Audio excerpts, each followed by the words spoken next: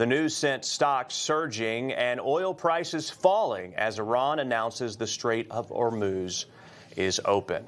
All right, now let's bring in our next guest, British Ambassador to the UK, Christian Turner. Mr. Ambassador, it is great to have you with us this afternoon. Thank you for your time. I want to ask you about what the president posted today. Now that the strait is open, the situation is over. He says, I received a call from NATO asking if we would need some help, and I told them to stay away unless they just want to load up their ships with oil. They were useless when we needed them, is the implication there. Mr. Ambassador, what is the UK's response to the president's post there? Well, Ike, good afternoon. Very good to be with you. Look, first of all, it's a breakthrough day. I completely agree what you've been saying so far in the show. We've got this Lebanon ceasefire that appears to have unlocked the Iranian commitment to get these straits reopened, and that is absolutely getting us set, I hope, for the deal between the U.S. negotiators, the Iranian negotiators, by the Pakistanis to get this cemented and get beyond this conflict. We completely agree in the UK on the necessity of getting the Strait of Hormuz open. And so today, my Prime Minister Keir Starmer, along with the French President Emmanuel Macron, convened 51 countries at leader level in Paris to agree how we could bring together a coalition with a new military mission to get those straits open and get the freedom of navigation going. If you like, it's Operation Get the Ships Moving. So once this blockade is done, once the deal is done, we are in no tolls, no restrictions to make this work. Okay. All right. So, Mr. Ambassador, then I have to ask you, because your prime minister has said this is not our war. He's made that statement multiple times, reluctant to get involved. NATO countries have not come to the aid of the U.S. in this conflict. And in fact, France closed airspace to U.S. supplies from Israel and their military planes. So what has changed? Why now? Because critics are looking at this and saying, well, now that we've resolved it, NATO is there for us, the UK is there for us. What would you say to those critics? So I would say that's not the case for the UK. I mean, we clearly had an initial disagreement as two countries at the outset of this war about whether it was the right thing to do at that point. But once the conflict started, the UK has taken action, and it's done four things.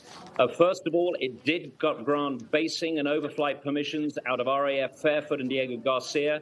And once those US planes arrived, they've been flying sorties night after night off UK bases. That's allowed almost a doubling of the speed of the operation because, of course, logistically, it's much nearer than continental USA. Second, of course, is our deep intelligence cooperation. It's like an iceberg. It sits beneath the waterline. We don't talk about it, but it's very foundational. British and American servicemen and women working together.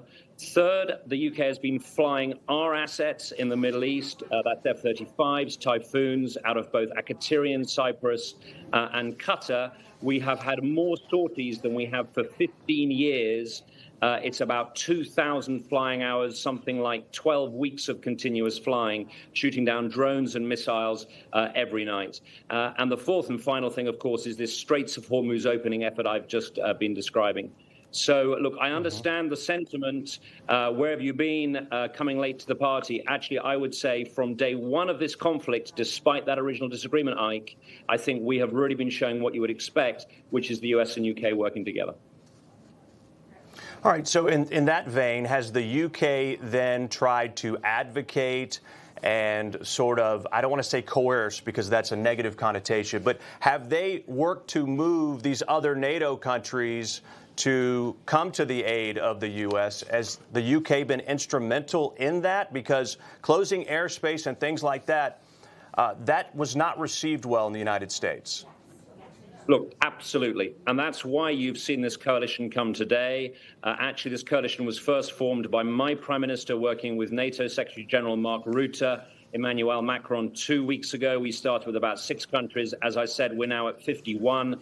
That's GCC, Africa, Asia, leaders from right across the world. So I think that has been good leadership. And Ike, look, let me address your core question on NATO. NATO is, of course, a defensive alliance. Article 5 has only been triggered once in its history. That was after 9/11, as is well recorded. And Look, I might do what your viewers might not expect me to, which is to pay tribute to President Trump at this point. His leadership is what has led to this huge effort to raise investment in NATO now to 5%. It's known as the Hague Summit Pledge.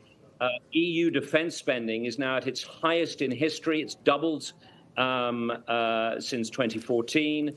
EU procurement in weapons is now overtaken US for the first time since World War II.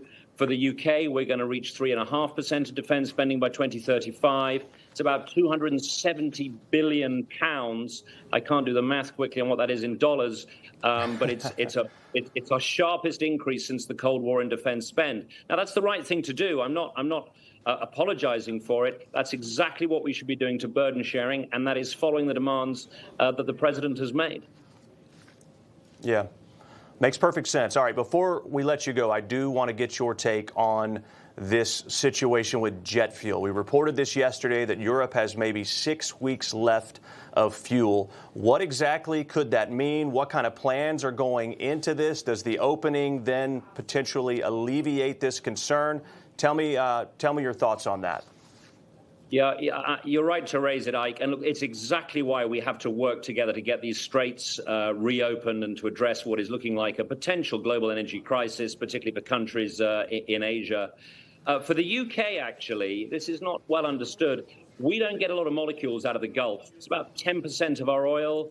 It's only 1 or 2% of our gas. So for us, in terms of physically where the energy comes from, the straits are not critical to us, but of course it's a global market. So if prices are rising everywhere, our prices go up and our consumers hurt, just as consumers in the US are worrying about price at the pump.